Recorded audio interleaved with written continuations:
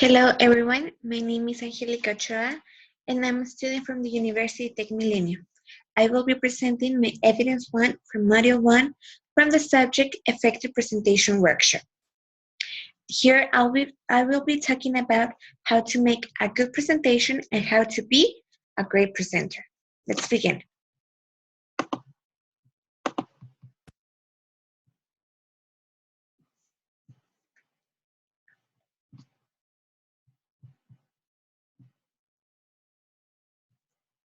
As I said, Effective Presentation Workshop.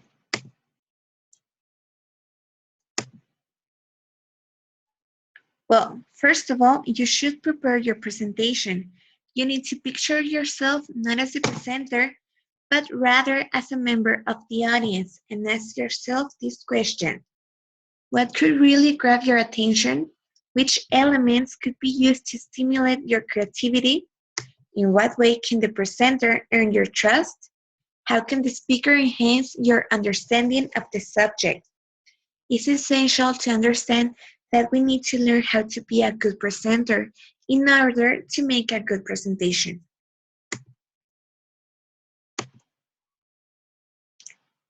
There are 6 steps to become an effective presenter. The first one is practice. Practice makes you perfect. You need to practice, practice, and practice to inspire confidence and trust. You can practice in front of a mirror, by yourself in an empty room, or even record yourself. The second is be assertive. You should learn how to use your posture and your presence. Be aware of how you're standing. The third one is contact. You need to establish eye contact. You need to use open gestures as a complementary expression. You should use verbal contact. Always check beforehand if everyone can accurately see you and understand you. And you need to use a language that adapts to your type of audience. The first step is use your voice. You should manage your volume, your pitch, your rhythm, and your tempo. The fifth step is breathe. All good presenters before the presentation breathe in order to calm themselves, to not feel nervous. And the last step is drink. When you're talking too much in front of an audience, you're constantly thirsty, so you should hydrate your throat. What separates an effective presenter from an average one? The preparation. Now, it is time to move on to another very important subject, your contents and activities. Let's review the 10 steps to prepare an effective presentation. The first one, determine the purpose of your presentation and identify your own objectives. What do you want to achieve? The second, know what your audience and what it knows. Spectators react differently to very different topics. The third one is define your topic. Choose the main points you wish to convey. Fourth, arrange your material in a way that makes sense for your objectives. It must be logical and structured. Number 5, compose your presentation. Add linking statements, taking into account the flow of your presentation. Number 6, create visual aids. They support information and help your audience gain a better understanding. For example, the use of diagrams, images, or pictures. Number 7, practice your presentation. As we stated before, you can always practice in order to be better.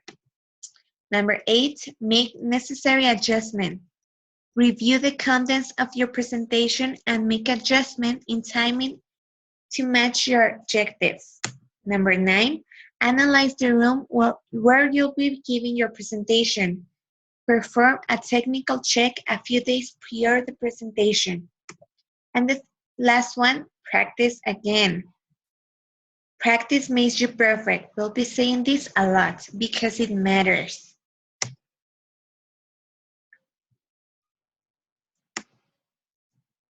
Now, we'll be discussing the purpose or main goal of your presentation.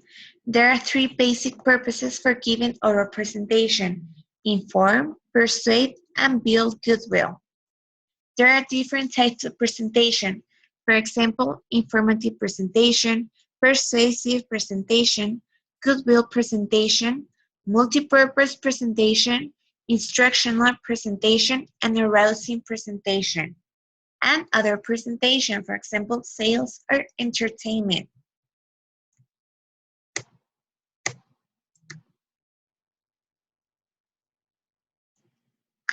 The last topic is communication. Communication is a wide-ranging concept involving many different types and forms of interaction. There are verbal communication, face-to-face, non-verbal communication, body language or gestures, rhythm communication, letters, emails, books, magazines, etc., and visualization, graphs, charts, and maps. We also need to remember the communication process, where senders and receivers are crucial for it to happen.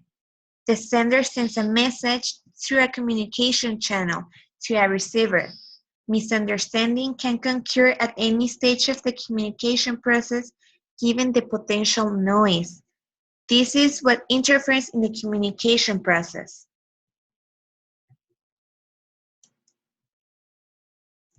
We need to structure our presentation. The presentation structure should be direct and logical.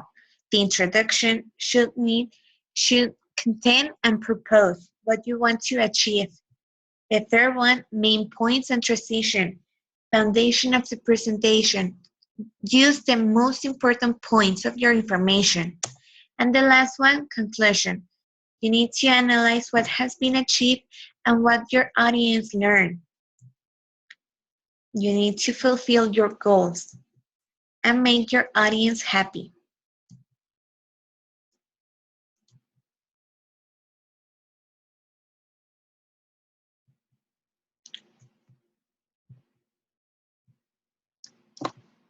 The skills I need to improve and abilities that I already have. The abilities that I have is I know how to talk in public. I'm an English teacher, so I usually practice and talk in front of my students. I speak fluently, I know the language, and I know how to speak to people. And I adapt to every environment in an easy way. If something happens, if a mistake is made, I adapt to the environment and plan a solution easily. The skills that I need to improve is that I need to learn how to control my nerves. I need to manage my gestures because I use a lot my face and I need to control that. And I need to stop using hands too much. I need to learn to use my hands just to emphasize what I'm saying and not for every single second. I think that it's important to know how to be a good presenter and how to make a good presentation, because presentation are things that help us in every aspect of our lives. It's not just to stand in front of an audience and talk. We should learn how to speak to them, how to understand them in order for them to understand us. This is all my presentation. If you have questions, I will happily answer them. Thank you very much.